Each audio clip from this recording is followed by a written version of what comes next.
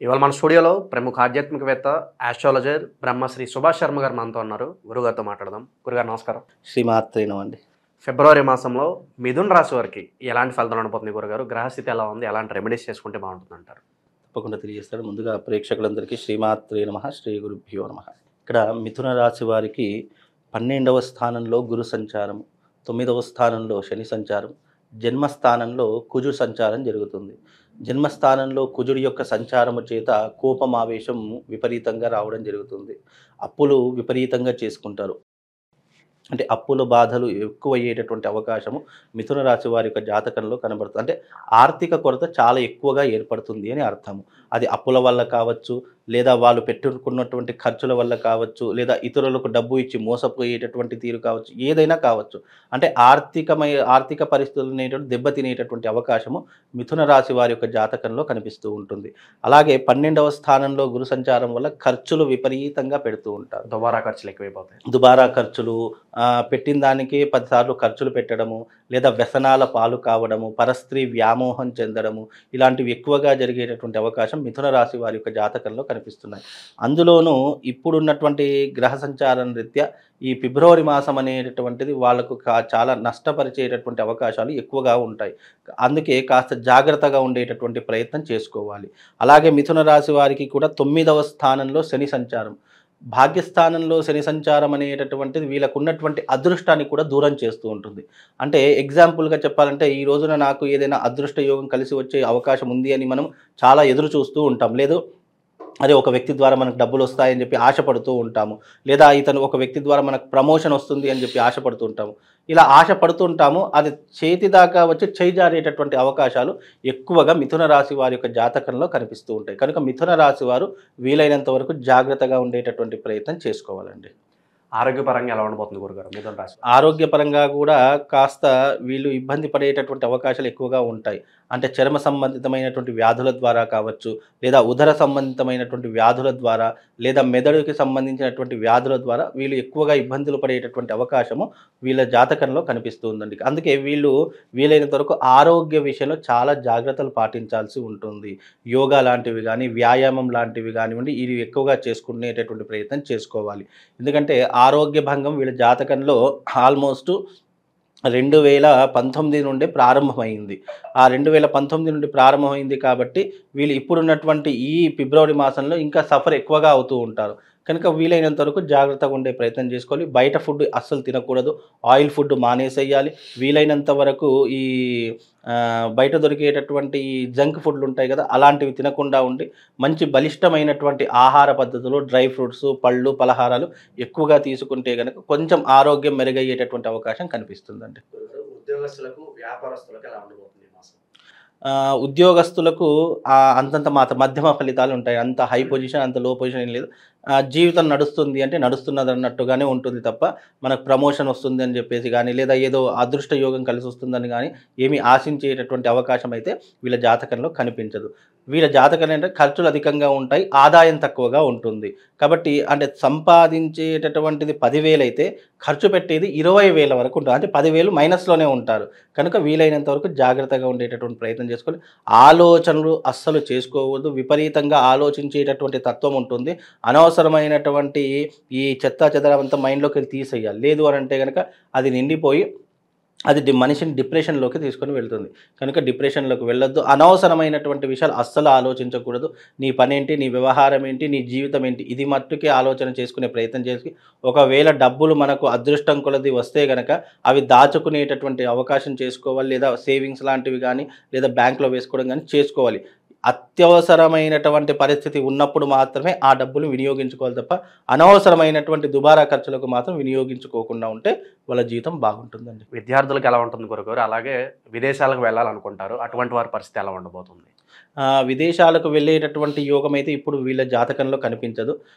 అలాగే వీళ్ళు ఎక్కువగా ఈ యొక్క మనీ మైండెడ్‌గా ఎక్కువగా ఉంటారు. అంటే అంటే కమర్షియల్ టైప్ అని అంటారు కదా, అలాంటి కమర్షియల్ మైండ్‌లోనే ఎక్కువగా ఉండేటటువంటి అవకాశం ఉంటుంది. తద్వారా ఇప్పుడున్నటువంటి పరిస్థితుల ప్రకారం విదేశాలకు వెళ్ళేటటువంటి యోగం అయితే వీళ్ళ జీవితంలో లేదు. అది ఆఫ్టర్ మే తర్వాత వీళ్ళ జీవితంలో మార్పులు జరిగేటటువంటి అవకాశం ఉంటుంది. అది ఆయా గ్రహస్థితిని పట్టుకొని ఉంటుంది. ప్రస్తుత గ్రహస్థితి ప్రకారం జన్మస్థానంలో కుజ సంచారము చేత వీళ్ళకు ఇప్పుడున్నటువంటి కాలంలో అంత చెప్పుకోదగ్గటువంటి అంశాలైతే ఏమీ కనిపించవు. విదేశాలకు వెళ్ళేటటువంటి యోగం కూడా లేదు. అలాగే ఆస్తులు కొనుగోలు చేసేటటువంటి యోగం గానీ, లేదా ఏదైనా పెట్టుబడులు పెడదామనుకున్నా గానీ, ఇలాంటి యోగం అయితే వీళ్ళకి లేదు. ఒకవేళ పెట్టుబడులు పెడదామనుకున్నా, పెట్టిన పెట్టుబడి నష్టపోవడమే ఉంటుంది తప్ప, దాని నుండి ఇన్‌కమ్ జనరేట్ అయ్యేటటువంటిదైతే ఏమీ కనిపించదు. గురుగారు కోర్టు వ్యవహారాలు అలా కొంతమంది పోలీస్ స్టేషన్ల చుట్టూ తరచూ తిరుగుతూ ఉంటారు. అటువంటి వారికి ఏమన్నా మంచి ఫలితాలు ఏమన్నా కనిపిస్తున్నాయా ఈ మాసంలో మరి?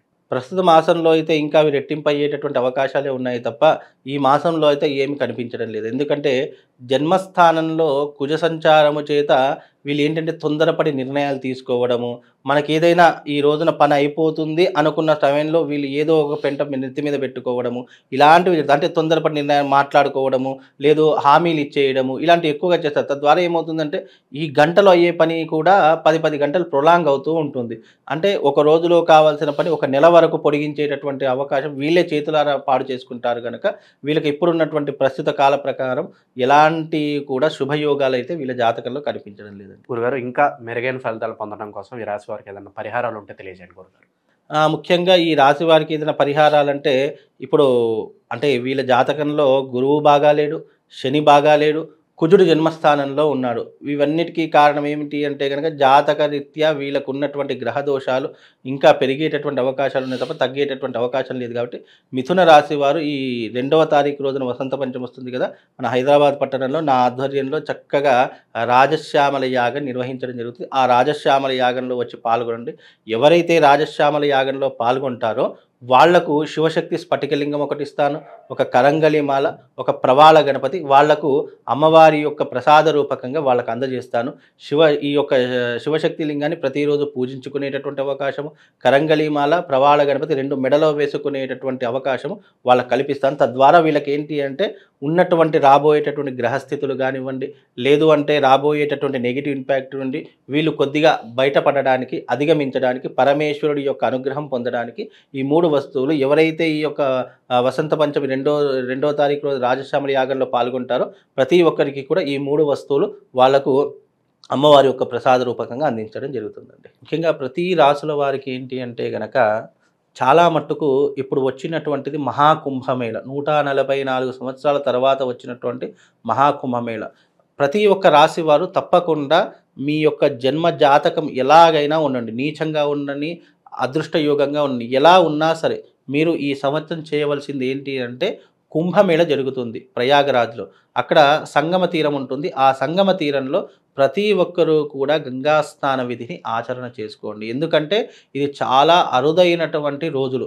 ఈ రాబోయేటటువంటి 46 రోజులు, ఇది భోగి రోజున ప్రారంభమై మహాశివరాత్రి రోజు ముగుస్తుంది. దీనికి మొదటి 12 రోజులు చాలా అద్భుతమైనటువంటి కీలకమైనటువంటి రోజులు.